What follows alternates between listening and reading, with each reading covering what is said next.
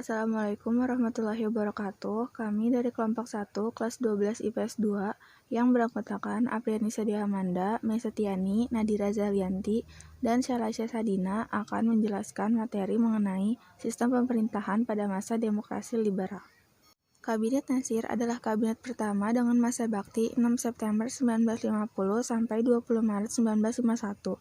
Nasir menginginkan kabinetnya bersifat nasionalisme dengan koalisi berbagai partai, namun kebanyakan anggota berasal dari Partai Masyumi.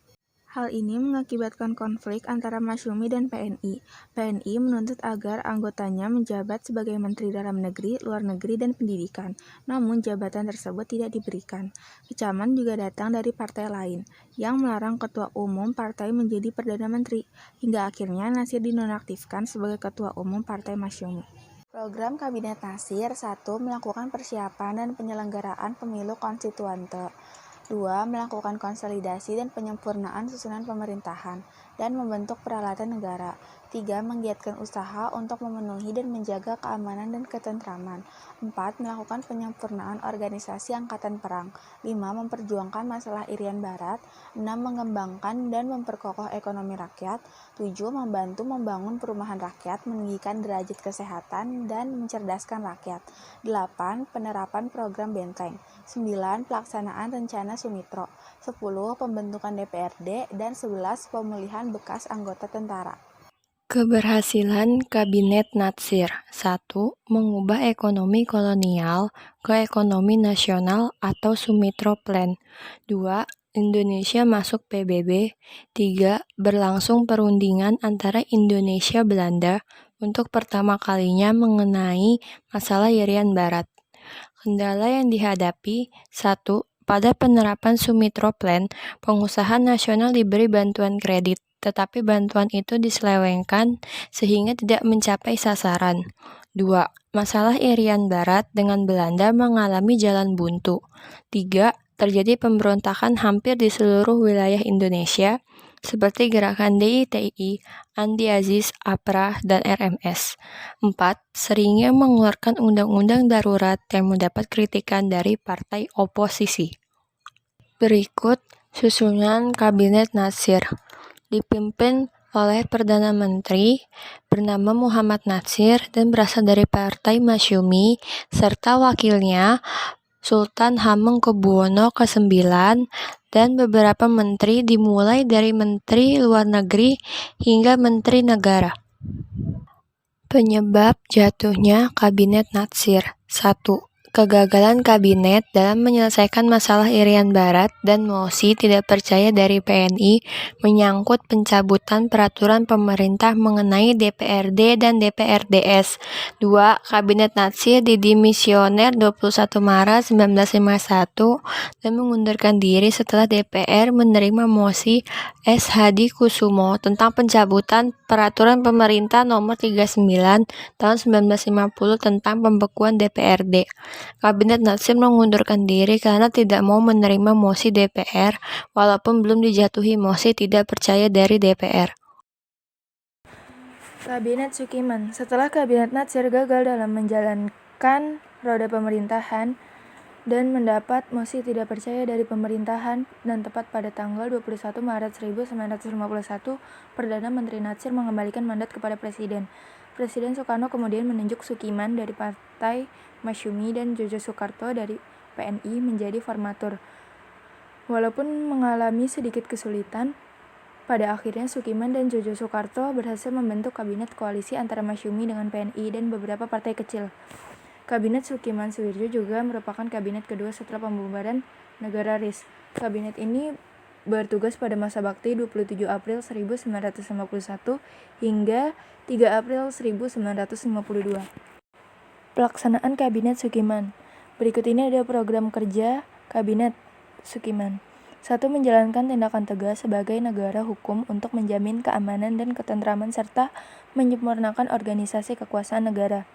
Yang kedua, membuat dan melakukan rencana kemakmuran nasional dalam jangka pendek untuk mempertinggi kehidupan sosial ekonomi rakyat dan mempercepat usaha penempatan bekas pejuang dalam pembangunan.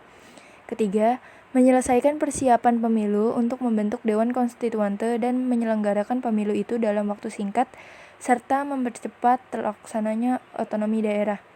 Yang keempat, menyiapkan undang-undang pengakuan serikat buruh, perjanjian kerjasama, penetapan upah minimum, dan penyelesaian pertikaian buruh. Yang kelima, menjalankan politik luar negeri bebas aktif. Yang terakhir, memasukkan Irian Barat ke dalam wilayah Republik Indonesia secepatnya. Keberhasilan Kabinet Sukiman. 1. Memperhatikan dan memajukan perusahaan kecil, memperhatikan kaum buruh, memperluas pendidikan dengan mendirikan berbagai macam sekolah dan tingkatnya, melanjutkan program kerja Kabinet Natsir. Kendala yang dihadapi. Pertukaran nota keuangan antara Menteri Luar Negeri Subarjo dengan Duta Besar Amerika Serikat Merle Chosran mengenai pemberian bantuan ekonomi dan militer dari pemerintah Amerika kepada Indonesia berdasarkan Mutual Security Act. Tindakan Sukiman dipandang melanggar politik luar negeri Indonesia yang bebas aktif karena lebih condong ke blok barat. Adanya krisis moral yang ditandai dengan munculnya korupsi pada setiap lembaga pemerintahan. Masalah Irian Barat belum juga teratasi. Tidak tegasnya tindakan pemerintah menghadapi pemberontakan di Jawa Barat, Jawa Tengah, dan Sulawesi Selatan. Selanjutnya ada susunan kabinet yang terdiri dari jabatan dan nama menteri-menteri yang menjabat. Selanjutnya ada penyebab jatuhnya Kabinet Sukiman. Jatuhnya Kabinet Sukiman disebabkan kegagalan penanganan masalah keamanan dalam negeri. Memihaknya Indonesia kepada blok barat dengan mendatangi Mutual Security Act atau bisa disebut MSA dengan pemerintah Amerika Serikat. Hal ini memicu munculnya pertentangan dari Masyumi dan PNI atas tindakan Sukiman, sehingga mereka menarik dukungannya pada kabinet tersebut. DPR akhirnya menggugat Sukiman dan terpaksa Sukiman harus mengembalikan mandatnya kepada presiden. Kabinet Wilopo. Masa pemerintahan dari 3 April 1952 sampai 3 Juni 1953. Kabinet Wilopo adalah kabinet ketiga setelah pembubaran negara Republik Indonesia Serikat yang bertugas pada masa bakti 3 April 1952 hingga 30 Juli 1953. Kabinet Wilopo didemisionerkan berdasarkan keputusan Presiden RI nomor 99 tahun 1953 tertanggal 3 Juni 1953. Kabinet ini merupakan Zakin Kabinet, yaitu kabinet yang terdiri dari para pakar yang ahli dalam bidangnya. Program Kabinet dalam negeri menyelenggarakan pemilihan umum, konstituante, DPRD, dan DPR, pemulihan keamanan. Yang kedua, untuk program luar negeri, penyelesaian masalah hubungan Indonesia-Belanda, pengembalian Irian Barat ke pangkuan Indonesia, serta menjalankan politik luar negeri yang bebas aktif. Keberhasilan Kabinet Wilopo, yaitu yang pertama melakukan pemilu, memperketat impor, memperkenalkan konsep balance budget, rasionalisasi angkatan bersenjata melalui modernisasi dan pengurangan personil, dan yang terakhir menekan pengeluaran pemerintah. Susunan Kabinet Wilopo terdiri dari 18 jabatan dengan Perdana Menteri Mr. Wilopo dan Wakil Perdana Menteri Prawoto Mangku Sasmito. Kegagalan dan berakhirnya Kabinet Wilopo. Yang pertama, karena kan adanya krisis ekonomi yang disebabkan jatuhnya harga barang ekspor Indonesia sehingga terjadi defisit kas negara.